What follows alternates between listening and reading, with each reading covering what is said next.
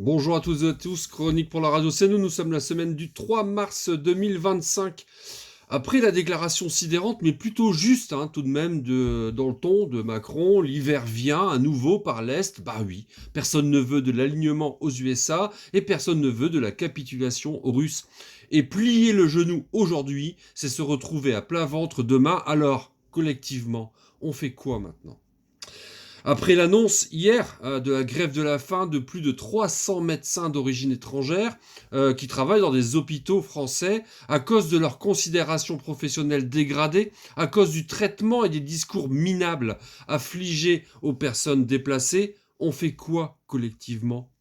Allez, 4 minutes d'espoir pour notre avenir. Elle est enceinte et ce sera un bébé en bonne santé.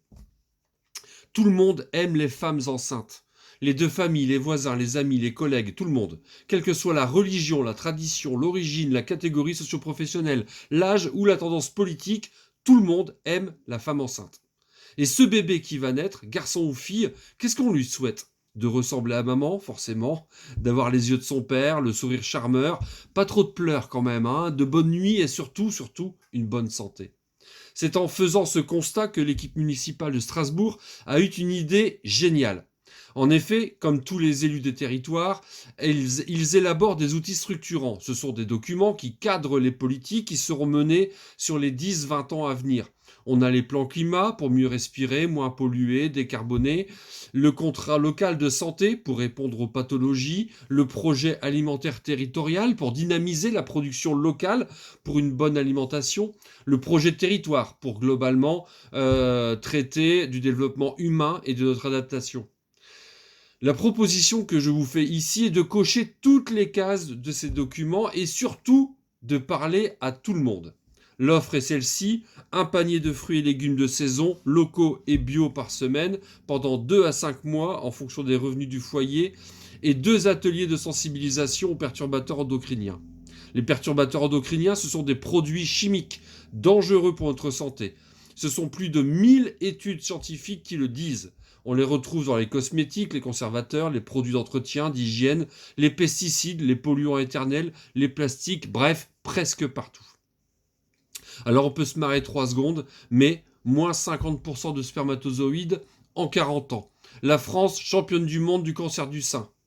Cancer de la prostate x4 en 20 ans. Cancer du pancréas x2 en 20 ans. Un couple sur 5 en France est infertile. Et ça s'accélère. Quand on est malade, il faut des soignants. Mais pour ne pas tomber malade, il faut une alimentation saine et un environnement sain. Voilà donc ma proposition aux 2 agglos du Valenciennois pour qu'ils mutualisent les ressources et les effets, que tous s'en servent à 1 an des élections municipales, que l'offre soit transpartisane pour, in fine, améliorer la vie des gens vraiment. Et sur place à Strasbourg, ça marche. 90% des participantes poursuivent cette alimentation pour leur bébé et pour elles. Le territoire y gagne avec 30 à 50 emplois. Et oui, il faudra un arbitrage financier si on ne veut plus avoir 63% de la population avec des maladies chroniques et si on ne veut plus vivre 5 ans de moins que la moyenne nationale et si, on veut des bébés en bonne santé. Allez, interpellez votre maire, je lui ai déjà parlé de la mesure, il vous écoutera. À très bientôt.